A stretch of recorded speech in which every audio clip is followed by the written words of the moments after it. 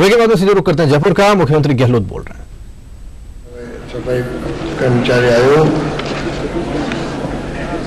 श्रीमती गंगा बहन विधायक, अन्य विधायकगण कमल बैरवाल जी, शेष प्रेमी जी, टीकाराम जी जूली, मदन लाल जी वर्मा, पूर्व विधायक रेवत राम जी, पूर्व सांसद पार्थराम जी मेघवाल, श्रीमती बनारसी मेघवाल जी, पार्थराम जी मेघवाल, हमारे वरिष्ठ नेता पूर्व विधायक बोधेंद्र वर्मा, जिला प्रमुख साहिबा श्रीमती सुशीला सालवी जी, श्रीमती संगीता रावत जी, अध्यक्ष सभी हाल ही बनी है प्रदेश महिला कांग्रेस की रणदीप धनखड़ जी, पवन गुलाला जी, कामकांडी बुधवाली, दिलीप बीटर जी, कैलाश सोन जी, सुरेश चौधरी जी और तमाम हमारे एससी प्रकोष्ठ के तमाम अन्य वरिष्ठ साथीगण,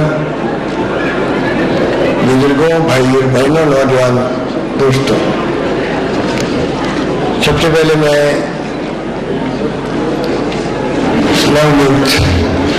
दो हमारे साथी आए हैं, गुरदास कामत साहब, अशोक तंवर जी, इनका मैं अपनी ओर से आप सबकी ओर से हार्दिक स्वागत करता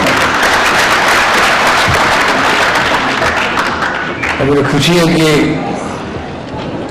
इनके बनते ही ये कार्यक्रम पहले से फिक्स था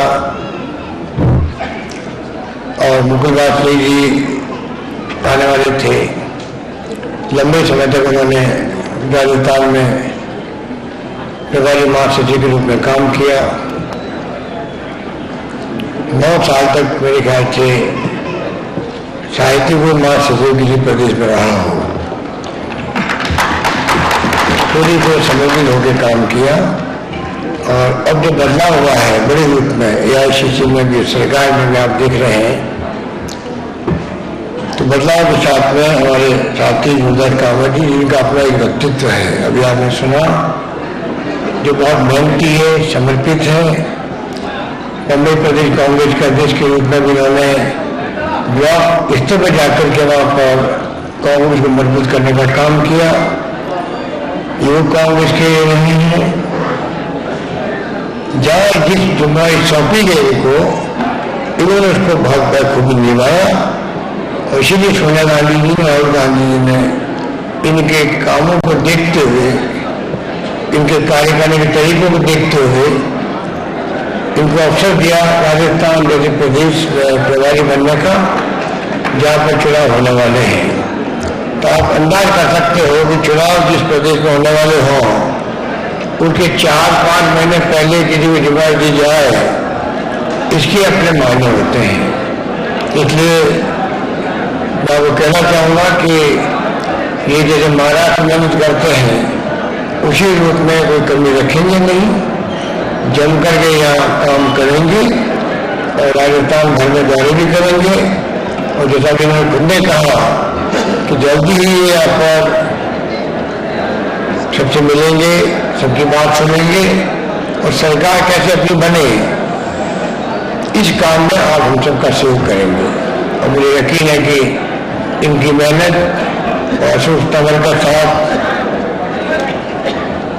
पूरी तरह कामयाब होगा और अगली सरकार कांग्रेस की बने, ये हम सबका संकल्प होना है।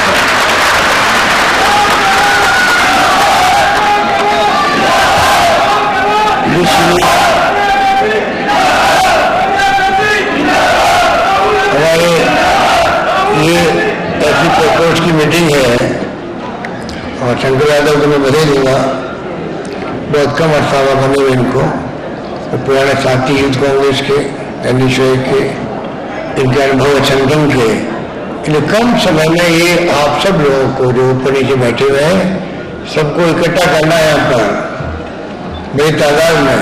इन्होंने सबका सहयोग लिया जो हमारे अमेरिका बैठे हुए हैं और बहुत कामयाब सम्मेलन आया गया बिरला ऑडिटोरियम में, जिस बिरला ऑडिटोरियम में इतिहास बनाया, अभी जिक्र किया कामत साहब ने, कुछ लोग भी आए थे कामत साहब यहाँ पर, चिंतन शिविर हुआ 3 दिन का इसी हॉल में, इसी बिल्डिंग में। हमारे देश के महान नेता सोनिया गांधी, हमारे महान प्रधानमंत्री डॉक्टर मनमोहन सिंह जी, राहुल गांधी जी, पूरी कैबिनेट, पूरी एआईसीसी, पूरे देश भर के एआईसीसी मेंबर 3 दिन तक इसी कॉम्प्लेक्स में रहे, चिंतन शिविर कामयाब हो और जयपुर का मैसेज जयपुर डिक्लेरेशन के रूप में पूरे देश में गया हो और कांग्रेस इतिहास में हमेशा के लिए अंकित हो गया हो और साथ में राहुल गांधी का उपाध्यक्ष बनना भी इसी पैनल में संभव हुआ हो, तो मैं समझता हूँ कि नया इतिहास रचने के साथ में बिरला ऑडिटोरियम का महत्व कांग्रेस के लिए और बढ़ जाता है। इसी बिरला ऑडिटोरियम में आप लोग बैठे हुए हो और जिस शान से बैठे हुए हो, मुझे कुछ ज्यादा आपको समझाने की जरूरत नहीं। जब से कांग्रेस ने इतिहास बनाया है, आजादी के पहले का भी शानदार तिरंगे झंडे वाला कुर्बानी का, त्याग का, बलिदान का, और आजादी के बाद में भी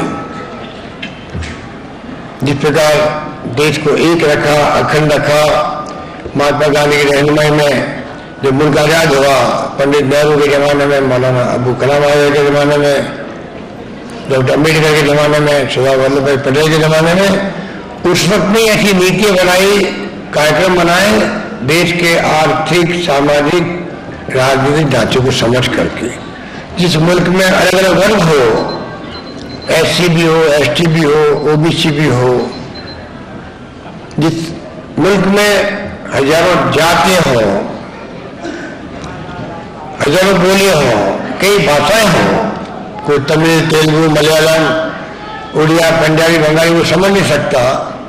इतने बड़े मुल्क को कैसे एक रखना है, कैसे अखंड रखना है, ये अगर सोच के साथ में जो नीतियां बनी कांग्रेस की, जो सिद्धांत प्रतिपादित हुए, जो कार्यक्रम बनाए गए देश हित के अंदर, उसका परिणाम है कि आज 65 साल के बाद में भी इस देश ने अपना स्थान पूरी दुनिया में बनाया अलग तरह का। दुनिया भर के मुल्कों में जो मान सम्मान इस देश का है वो अलग पहचान है, और ऊपर से इस देश में इंदिरा गांधी थी तो महान नेता के रूप में तीसरी दुनिया की नेता बनी। दुनिया ने लोहा मान लिया हिंदुस्तान जैसे मुल्क में भी एक महिला शासन कर सकती है लंबे समय तक। सोनिया गांधी प्रधानमंत्री नहीं बनी, डॉक्टर मनमोहन सिंह बना प्रधानमंत्री। ये महान नेता हमारी एक शानदार त्याग की प्रतिमूर्ति हो, कोई पद का लालच नहीं हो। छोटे पद के लिए झगड़े होते हैं और कहाँ प्रधानमंत्री पद छोड़ना, और एक विश्व के मान्यवर शास्त्री को बनाया प्रधानमंत्री। और मैं बात इसलिए कहना चाहूंगा, पिछली बार आपके आशीर्वाद में मुख्यमंत्री था कि पूरे मुल्क में हालात बहुत खराब थे, वित्तीय रूप में खजाने खाली थे सब राज्यों के। यह आकाश सुधा 3 साल तक लगातार पड़ा था, 4 साल तक लगातार। याद करो, हम लोग बार बार काम अकाल के 50-60 लाख का इतिहास बनाया, इतने काम कभी पहले नहीं खुले थे। घर घर में गेहूं पहुंचाया, कई घरों में तो घर में रखने की जगह नहीं रही गेहूं की बोरियों की। टाइम पे मजदूरी, पूरी मजदूरी, खुद के निजी काम कर लो, कुएं का, खुद के कमरे का बनाने का।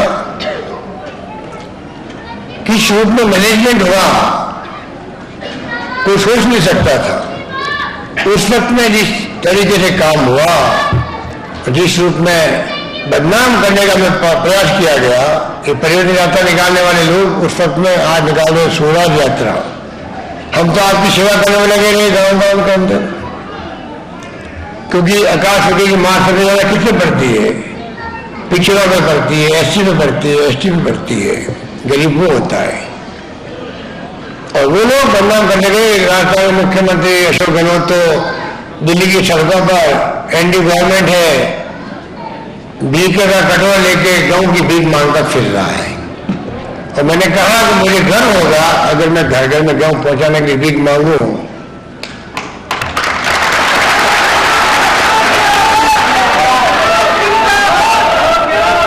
तो मेरे लिए गर्व की बात होगी, शर्म की बात नहीं होगी। उन्होंने कहा लोग भूख से मरेंगे, ये जो आज घूम रहे स्वराज यात्रा वाले। मैंने कहा भूख से मरने की बात छोड़ो, मेरे मुख्यमंत्री रहते हुए राजस्थान में एक परिवार को भूखा नहीं सोने दिया जाएगा राजस्थान में। और वो करके दिखाया था। गांव में गेहूं की बोले रखवा दी, रखवाला कर दिया कर्मचारी को, कुछ संकोच भी क्यों नहीं मांगे, घर गांव पहुंचा दो उसके। अरे हर बात का ध्यान रखा। अभी मैंने नरेगा में किया, 100 दिन की बजाय 150 दिन कर दिया राजस्थान में काम के। अभी लू चल रही थी भयंकर, उस वक्त में भी किया था, अभी भी किया कि 9 घंटे काम कैसे करे आदमी। गर्मी के अंदर तो टंगारी फावड़े के गैती का हाथ लगाते ही जलती है वो। अब मेरा सुबह 6 बजे आओ, 4 बजे वापस जाओ, किसी को लू नहीं लगनी चाहिए राजस्थान के अंदर। और काम का माप आधा कर दिया, जिससे कि मजदूरी पूरी मिले 4 घंटे काम करने के बावजूद भी। तो कहने का मतलब यह है कि उस वक्त यात्रा निकालने वालों ने खूब भड़काया कर्मचारियों को।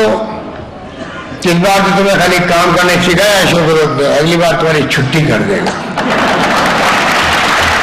तो भड़क गए। अरे हर मुख्यमंत्री के वक्त मैंने उनकी पैरवी करी थी। मुख्यमंत्री चाहे शिवचंद्र माथुर थे, चाहे जगन्नाथ पाड़िया थे, चाहे हरदीप जोशी थे, और इन्होंने मुख्यमंत्री बन गया, मैं खिलाफ हो गया उनके। वो तो हालात ऐसे थे, हम दे नहीं पा रहे थे वो बोनस। पहले हम तनख्वाह चुकाएं, गरीब का पहले रोटी पहुंचाएं, गेहूं पहुंचाएं, वो पहले काम करें। प्रायोरिटी कौन सी होगी? पहले हमारी फर्ज होगी कि कैसे लोगों को राहत देगा का सूखे के अंदर। उनकी तकलीफ हुई कर्मचारियों को, उनको भड़का दिया, घोषणा में वादे कर लिया, वापस देगा आरक्षण। जो झूठे वादे करते गए आता हर गांव में, जिले में, उनका परिणाम देखा आपने। सरकार बनते ही कोई पानी मांग रहा है घटना मामला में, तो किसान लोग जो वहां, चाहे वो सीपीएम के थे, हितराम बेनीवाल थे, चाहे वो वल्लभ कोचर थे, और चाहे कोई हमारे किसी पार्टी नेता हो, कांग्रेस के, सीपीएम, सीपीआई, बीजेपी, व्यापारी, आंदोलन सबका था। एक मुख्यमंत्री कोई लोकतंत्र, प्यार मोहब्बत की चीज है लोकतंत्र, जिसमें माई बाप आप लोग होते हो, 5 साल में जब आशीर्वाद देते हो तो जाते बैठ का कुर्सी पर, चाहे वो मुख्यमंत्री हो, मंत्री हो, चाहे पंच सरपंच क्यों नहीं हो, वो गवर्न नहीं करता वहां पर। आज धरना देते कि प्रदर्शन करते हैं, बुला के बात करते हैं। उन्होंने कहा तो गुंडे लोग बैठे हुए हैं पानी की मांग करने वाले, गंगानगर दर्शना के अंदर कोई पानी की समस्या नहीं है, असमय तत्व है तो। और गुस्से में गोली चली, 5-7 लोग मारे गए, ढेर हो गए। चंद्रगंज जाके आए थे वहां पर, शोला हुए टॉक में पानी मांग रहे थे, फिर गोली चली, 5-7 लोग मारे गए। एक महिला के पेट में बच्चा था 8 महीने का, वही मारा गया। सोनिया गांधी जी आई थी, एक गांव में घूमे उस दिन, हम लोग साथ में थे। क्या भयंकर बरसात हो रही थी, गांव गलियों में पानी भर गया था, वहां पे हम लोग जाके आए। शीतल गुर्जर मारे गए थे, 90 लोग मारे गए कुल। अब कल्पना करो, लुटे हुए आए बाहर से, बंबई से। कामत साहब को कहना चाहूंगा, ऐसे लुटे थे वहां पर, यहाँ आके लूट रहे थे रामबाग होटलों में, कमरे परमानेंट लेकर के। जब तक वहां अधिकारी भेजते थे मुख्यमंत्री महोदय खुद, जब तक सौदा नहीं होता था तो कोई पास होता नहीं था टेंडर, बंद नहीं हो गए थे उस वक्त। हमने आरोप लगाए तो आजकल कंप्यूटर का जमाना है, मोबाइल फोन का जमाना है, वो दलाल शिफ्ट हो गए बॉम्बे के अंदर, दलाली वहां करने लग गए थे, और सरकार चली गई तो उनकी और पोल खुल गई। और वो लंदन में बैठे रहे, भगोड़े हैं देश के भगोड़े, पासपोर्ट जब्त, रेड कॉर्नर वारंट निकला हुआ है, उनकी दोस्ती इनके साथ में जो राजमाना चाहते हैं। इसीलिए 4.5 साल चंद्रबाबू कहते हैं कि 4.5 साल लंदन में क्यों रहे, वही दलाल लोग लंदन भर के जाकर के, रेड कॉर्नर वारंट निकला हुआ है, पासपोर्ट जब्त है, भगोड़े हैं देश के, डिक्लेयर, वो यहाँ सौदे करते थे, बेइज्जती करते थे अधिकारियों के। यहाँ पर लूट मचा रखी थी, उठवाने के 5 साल यही काम किया। और इसीलिए शाम को 8 बजने के बाद में एक कहावत बननी थी, 8 PM नो CM।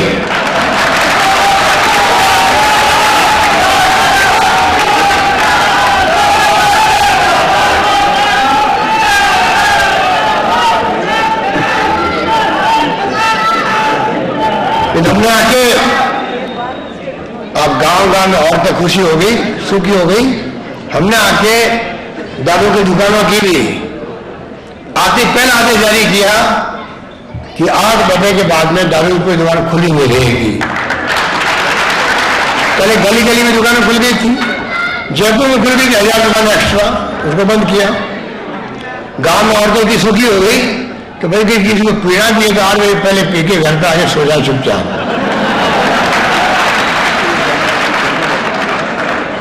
रात को 12 बजे दुकान में बैठा हुआ है, रात को पी के आ रहा है, फिर दरवाजा खटखटा रहा है, बच्चों को दूरी सब को तंग कर रहा है, वो बंद हो गया।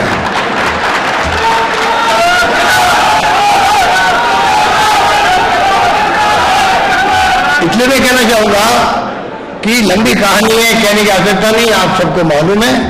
इसीलिए अब क्या कर रहे हैं वो हम सबको बदनाम करने में लगे हैं जानबूझ के कि हमारा कालिक पूछ चुकी है चेहरे पर। जब तक दूसरे कमिट गंडी नहीं करेंगे तो जाके वोट कैसे मांगेंगे। उस थोड़ी के लिए एक झूठ को जब 100 बार बोलो तो सच का एहसास होने लगता है, कुछ तो होगा भाई। उस सिद्धांत में काम करते करते वो यात्रा निकाले, वो यात्रा सूराज यात्रा नहीं, वो कुराज यात्रा है। इसलिए मैं कहना चाहूंगा आपको बोलाव इतनी है। अम्बेडकर साहब ने कहा था, देखो यूं तो 2 घंटे भारत में कम है, इतनी शानदार स्कीम बन गई है जिसमें सब तरह की स्कीम है। किसी ने कहा कि जन्म से लेकर के अंतिम सांस लेगा व्यक्ति तब तक 75 नहीं 90-100 सब तक की स्कीम बन गई है। ऐसा हिंदुस्तान के इतिहास में किसी राज्य में नहीं हुआ होगा। ये सोनिया गांधी की देन है कि महिला जननी शिशु सुरक्षा योजना कहाँ गांव राजस्थान रेगिस्तान इलाके हैं, ठेठ लोग ढाणियों में बसे हुए हैं। उस ढाणी से महिलाओं को लाओ प्रसव के लिए 108 नंबर 104 नंबर, या टैक्सी करके आएगी तो भाड़ा मिलेगा, खाना पीना फ्री, दवाएं फ्री, जांचें फ्री, और बच्चा पैदा हो गया बीमार उनको वहीं रखो जब तक ठीक नहीं हो गई। उनको शिफ्ट करो अगर बड़े अस्पताल में तो सरकार शिफ्ट करवाएगी। उसके बाद जब ठीक हो जाएगी माँ बच्चे तो वापस उनको टैक्सी का भाड़ा देके ठेठ ढाने तक छुड़वाओ, ऊपर से 1400 रुपये दो। अब बताइए ऐसी योजना इतिहास में कभी आई थी क्या? कल्पना करो बच्चे के क्या खातिर कि शिशु मृत्यु दर और मातृ मृत्यु दर ये घटने कैसे, एक माँ नहीं मरे एक बच्चा नहीं मरे पैदा होते ही, इस सोच के साथ में सोनिया गांधी लॉन्च की थी स्कीम। और उसके बाद में तो लंबी कहानी है। हमने भी जिनके घर लड़की पैदा होगी उनके लिए एक स्कीम बनाई है, एक्स्ट्रा 2100 रुपये का एक्स्ट्रा इनाम माँ को मिलेगा।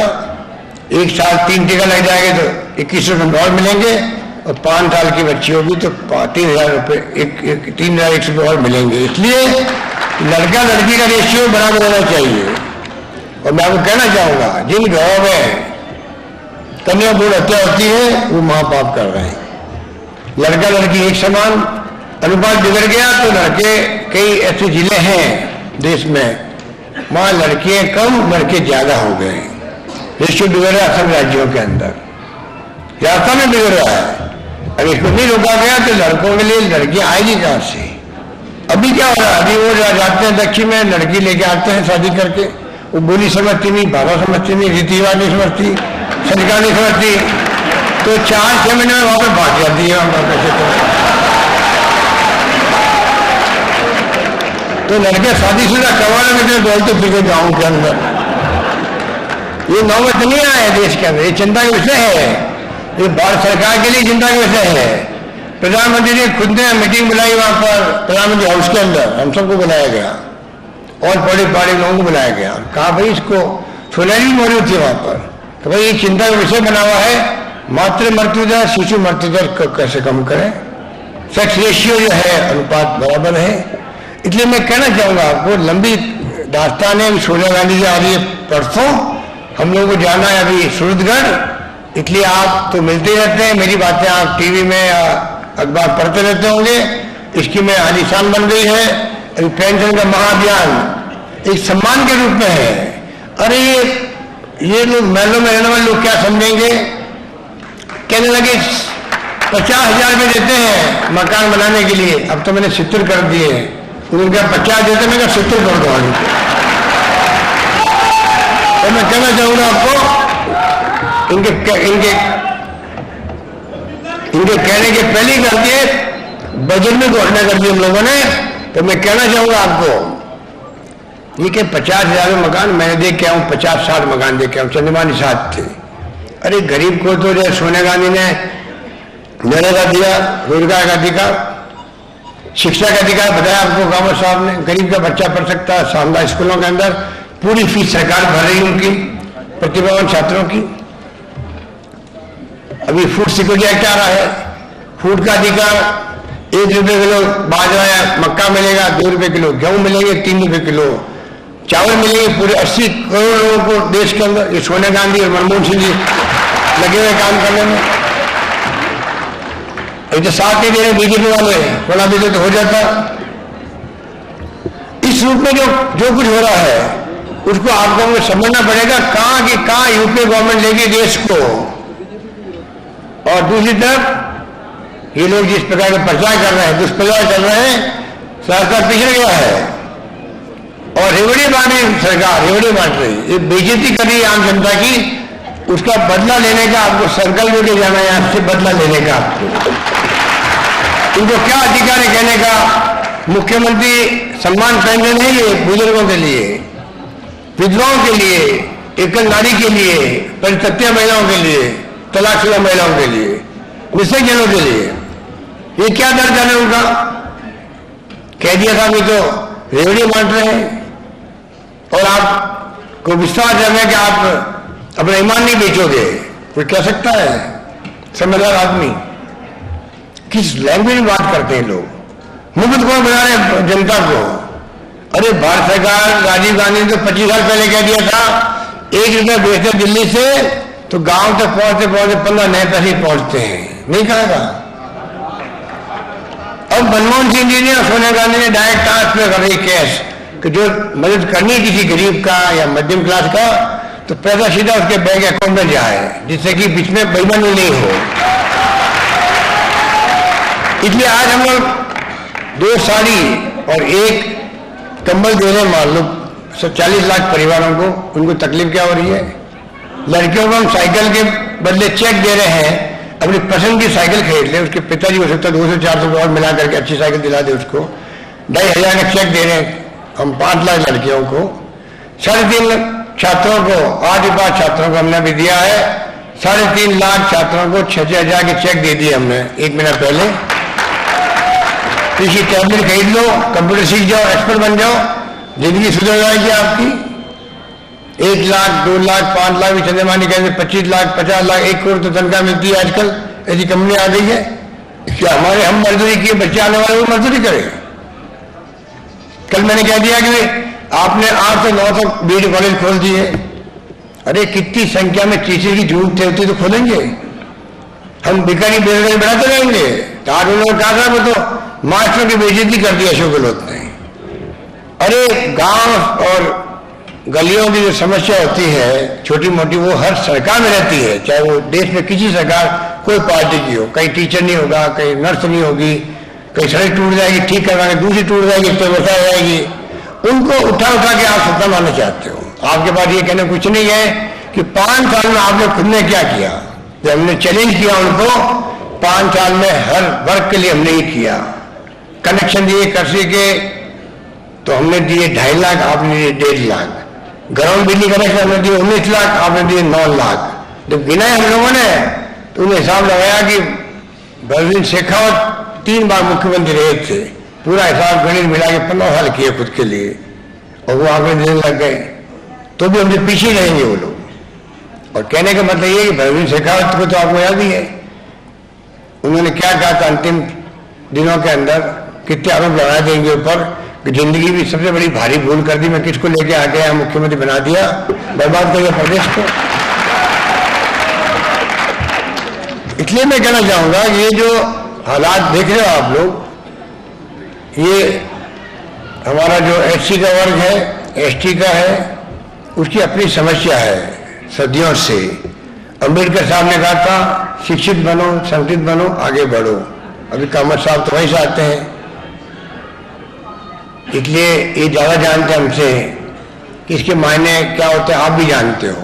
और मैं भी आपको ज्यादा लंबी बात करने के बजाय ये कहना चाहूंगा कि सोच समझ का आरक्षण मिला देश के अंदर, ये कोई मामूली फैसला नहीं था उस वक्त में। और डॉक्टर चंद्रमान ठीक बोल रहे थे, बचपन में सबने सुना होगा आप लोगों ने, हमेशा इन्होंने आरक्षण में विरोध किया खुल करके। अरे हमेशा आरक्षण में विरोध किया, हमेशा, कभी कोई पहले नहीं गई थी। जो बाद में मालूम पड़ा कि इसके बाद काम चलेगा नहीं, आखिरी बार करने लग गए। अभी आपने देखा कोर्ट के अंदर 17 साल तक हमारे प्रमोशन रुके थे, 17 साल से राजस्थान के अंदर। कितने लोग हमारे, चाहे जनरल कास्ट के थे, SC के थे, ST के थे, OBC के थे, बिना IAS बने हुए रिटायर हो रहे थे यहाँ पर। इतनी लंबी लड़ाई लड़ी गई राजस्थान में, रोज अखबार में देखा होगा आपने। और मुझे अफसोस ये बात का होता है, जो हमारे आदरणीय हैं, हाईकोर्ट जज रहे हों, DG पुलिस रहे हों, बड़े बड़े अधिकारी हो, वकील हो, डॉक्टर हो, पता नहीं क्या हो गया लोगों को।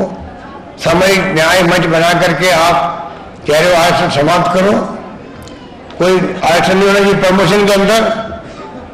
और मुझे कहना पड़ा कि तुम्हारे कितने संघर्ष कर लो, जब तक समाज में भेदभाव रहेगा आरक्षण कभी खत्म नहीं होगा देश के अंदर।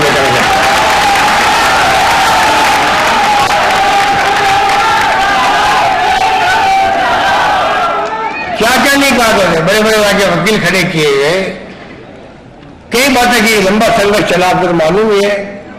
और सुप्रीम कोर्ट में जाना पड़ा। हमारे यहाँ तो चीफ सेक्रेटरी को और DOP सेक्रेटरी को तो सजा सुना दी गई हाईकोर्ट से, जेल जाना पड़ेगा आपको। 48 घंटे में आपने आदेश नहीं निकाले आरक्षण खत्म करने के, तो आपको जेल जाना पड़ेगा, चीफ सेक्रेटरी को भी। आप बताइए कितनी लंबी लड़ाई, साल भर चली क्यों लड़ाई। तो बार बार मैंने कहा, मैं तो कंडेम के लोगों को जो आज सामान्य न्याय मंच बना करके, और एक जागो पार्टी वो आती नहीं थी टीवी के अंदर, पता नहीं वो कहाँ छिपी हुई है, उसका मुकाबला किया हम लोगों ने। और सुप्रीम कोर्ट की राहत मिली, और आज नजीर बन गई देश के अंदर। जो हमने फैसला करवाया है, आज फैसले कारण से आपको 45 से बन गया IPS बनने जा रहे हैं 5-10 दिन के अंदर 27 लोग, और 51,000 लोगों का तो मिशन 72 बना रहे थे। अरे तू कुछ तो शर्म करो। मैंने कहा एक OBC वालों की मीटिंग थी, मैंने कहा भाई तुम OBC वाले हो और तुम ये मिशन 72 वाले जो अक्ल निकाल रहे तुम्हारी, और तुम मिलकर के 72 बना रहे हो, 100 में 72 - 28। तो मैं इसका जवाब दो। होना तो ये चाहिए कि सुप्रीम कोर्ट का जज जो है वो तो ये कह रहा है भाई कि मुझे मालूम है कि जनरल कास्ट के लोगों के पेट में दर्द होता है जब आरक्षण की बात होती तो, पर सच्चाई स्वीकार करो, सच्चाई स्वीकार करो। इस देश के अंदर जो सामाजिक प्रथाएं हैं, रविंद्रन, जस्टिस रविंद्रन रिटायर हो गए, उन्होंने कहा कि भाई मुझे मालूम है कि आप जनरल कास्ट के लोगों के दिल में दर्द होता है, पेट में दर्द होता है, तकलीफ आते हो, कई मन में भाव आते, और इस देश में सच्चाई को स्वीकार करो। इस देश में जो सामाजिक स्थिति बनी हुई है देश के अंदर सदियों से, उनकी पीड़ा भी स्वीकार करो, समझो, सच्चाई को स्वीकार करो। तो मैंने उनको कहा होना ही चाहिए कि जनरल कास्ट के लोगों की भावना होनी चाहिए, हम OBC वालों का और SC ST का ध्यान रखें। OBC के लिए भावना होनी चाहिए, भी हमसे पिछड़े हुए SC वाले हैं, ST वाले, इनका हम ध्यान रखें। भावना ये सबकी होनी चाहिए, और सब में प्रेम, मोहब्बत, भाईचारा होना चाहिए आपस के अंदर, ये भाव होना चाहिए। और ये जिनको चुनाव में खड़ा होना BJP से, वो लोगों ने बना दिया संगठन 72 मिशन, और नाटक करने लगे और नारे देने लग गए। एक बार लोग बाहर में आ गए थे। अब जब 51,000 प्रमोशन हुए हैं, उसमें जनरल कास्ट भी है, SC भी है, ST भी है, OBC भी है, अब तक सबके घर में खुशी लड्डू बट रहे हैं। तो मैं कहना चाहूंगा अंतिम विजय सच्चाई की होती है, सच्चाई पे आप हो, आपके पद में सच्चाई है। आपका कोई आरक्षण कोई छीन नहीं सकता इस देश से, चाहे कितनी ताकतें इकट्ठी हो जाए, कितने नारे लगा दे, कितने मंच बना दे, कितनी हाईकोर्ट और सुप्रीम कोर्ट में पीएल फाइल कर दे, हम सब आपके साथ खड़े हैं। ये कांग्रेस की नीति है।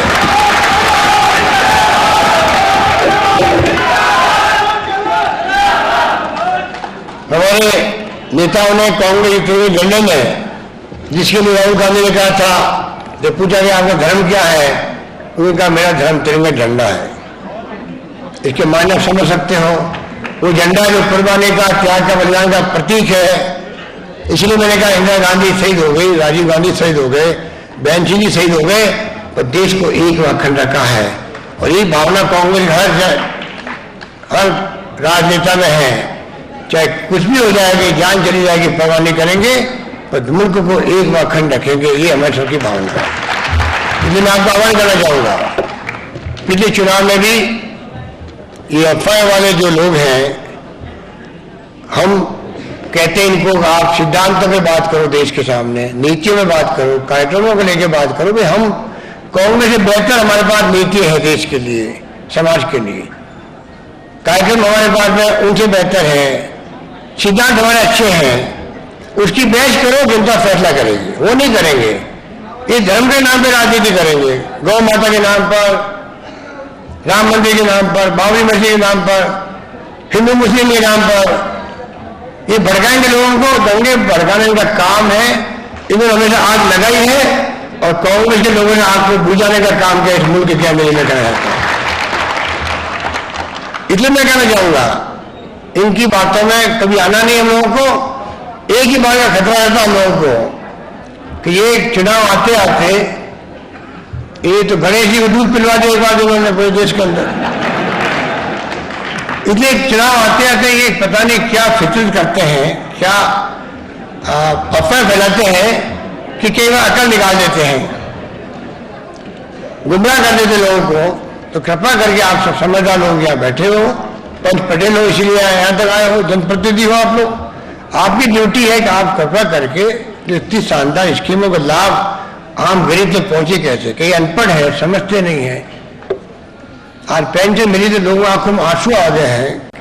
18,000 मिलेगा एक साल का उनके पति पत्नी को जो पिछले साल के होंगे, 12,000 मिलेगा जो पिछले साल के कम की उम्र के होंगे। आज हमने 500 साढ़े 700 पेंशन दे रहे हैं, जो देश में कुछ राज्यों में ही है, बाकी तो कई 200-300 रुपये पेंशन होती है। आप सोचे 2,000 करोड़ का भार पड़ेगा हमारे ऊपर। किसे कहते हैं 2,000 करोड़ का भार पड़ना। इस प्रकार के हम लोगों ने जो फैसले किए हैं एक के बाद एक, वो सारे फैसले आलीशान हैं और सोशल सिक्योरिटी के हैं। एक मजदूर भी काम करता सड़क बनाने के लिए, बिल्डिंग खड़ी करने के लिए, देश की संपत्ति बनती है। जिंदगी भर काम करता महिला औरत तो 55 साल की महिला हो जाती है, 18 साल का पुरुष रहता है, सही काम करना कम कर देता है। तो सरकार की ड्यूटी है कि वो उससे समाज सेवा, देश की सेवा कर ली, अब सही साथ नहीं दे रहा है, घर बैठे हुए उसको सम्मान पेंशन मिले। तो कोई नई बात नहीं है। 25 साल पहले मैं लंदन गया था, वहां मैंने सुना, मुझे दुख होता था कि हमारे मुल्क में ये इतनी स्थिति नहीं है, हमारे मुल्क की स्थिति वो नहीं है आर्थिक रूप से। वहां बिजली पैसा मिलता है पूरे लोगों को। उस वक्त से मेरे दिमाग में था, आज मुल्क बदल गया है। यूपी गवर्नमेंट आने के बाद में चमत्कार हो गया है।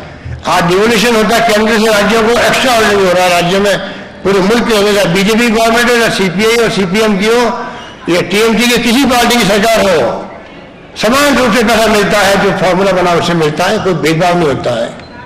राज्यों में खुद की इनकम बढ़ गई यूपी गवर्नमेंट की नीतियों से। हमने शानदार वित्तीय प्रबंधन किया है। 40,000 करोड़ का मैंने बजट पेश किया, 40,000 करोड़ का। कहां से आएगा पैसा? इंतजाम किया पहले का, तब जाके बजट पेश होता है। इतना शानदार वित्तीय प्रबंधन किया है, इतनी स्कीम आ चुकी है। इसलिए मैं कहना चाहूंगा आपको, इन तमाम हालात को देखते हुए पिछले चुनाव के वक्त में जो यात्राओं के वक्त में जो गुमराह किया गया, मुझे स्पष्ट कहना चाहिए,